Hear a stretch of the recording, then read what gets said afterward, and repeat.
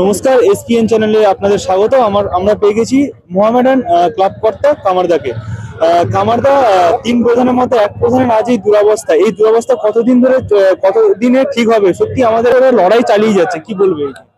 ব্যাপারটা হচ্ছে যে এই বছর যে আমরা টিম না পাতে পেরেছি আইএসএল এর মধ্যে, আদারওয়াইজ যা আগেকার যে ইনভেস্টাররা যা করে গেছিল, যা ফিফার যেটা ব্যান্ডটা লাগিয়ে গেছিল, প্লাস প্লেয়ারদের যা ডিউস ব্যালেন্স রেখে গেছিল প্রায় 17-18 কোটি টাকার মতো, তাকে আমাদের সরকার, ওয়েস্ট বেঙ্গল সরকার অনেকটা আমাদের ব্যাক সাপোর্ট করে আসছে।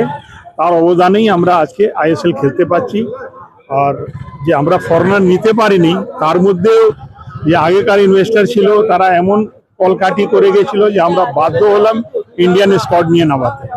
আমাদের পুরো স্কোয়াড এখন স্বদেশী আছে, আমরা লড়াই চালিয়ে যাচ্ছি। আমরা এএফএফ এ চিঠিও দিয়েছি যে আমরা এই 14খানা ম্যাচের মধ্যে রেলিগেশন মানবো না, আর যদি কোনো রকম ভয় হয় তাহলে আমরা সুপ্রিম কোর্টে যাব। এটা সবই ক্লাবও লিখে দিয়েছে, আমি একা লিখে দিইনি।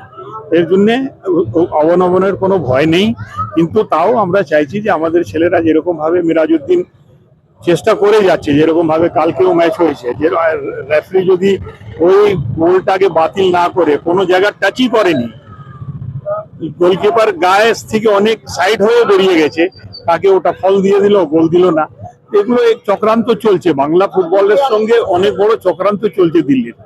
এই জিনিসটা আমাদের তিন প্রধানকে বুঝতে হবে, প্লাস ওয়েস্ট বেঙ্গল ফুটবলকে বুঝতে হবে যে আমাদের পিছনে অনেকগুলো লোক লেগে রয়েছে, আমাদের ঠিক মতন এগোতে দিচ্ছে না। তো আশা করি এটা, এই যে আমাদের যে ব্যাড ফেস চলছে, এটা আগামী বছর ঠিক হয়ে যাবে। সরকার আমাদের অনেক সাপোর্ট করেছে, বেসিক্যালি দিদি করেছে। তো আমরা কামনা করবো যে দিদি আবার ফিরে আসুক, আমাদের এরকমভাবে সাপোর্ট করুক, আমরা এগিয়ে যাব হাতে হাত ধরে ধরে, নিশ্চয়ই এগোবো। কতটা বাধ্যকর যে বারবার বিফল হওয়ার পরেও প্লেয়ারদেরকে একটা পরের ম্যাচের জন্য মোটিভেশন করা তোমার পক্ষে? সে তো আমাদের প্রত্যেকটা ম্যাচের মধ্যে আমাকে যেতে হয়, কথা বলতে হয়, তাদের স্যালারিটা টাইম টু টাইম দিতে হয়। এখন মেন ব্যাপারটা হচ্ছে প্লেয়াররা প্রফেশনাল হয়ে গেছে, ওদের স্যালারি টাইম টু টাইম যদি না হয় তাহলে মুশকিল আছে। এই মুশকিল সময়ের মধ্যে আমাদের সবসময় ওর পাশে দাঁড়াতে হয়, খাওয়া থাকা, ওদের অ্যারেঞ্জমেন্ট করা। সে পুরো এই বছরের মধ্যে সভাপতি আমাদের আমিরুদ্দিন ববি আমাকে দায়িত্ব দিয়েছে, আমি আমার মতন পালন করছি। এবারে প্লেয়াররা রিমার্কস করবে যে আমরা ওকে কিভাবে রাখছি, কিভাবে খাওয়াচ্ছি, কিভাবে দিচ্ছি, কিভাবে দেখছি, কিভাবে স্যালারি পাচ্ছে।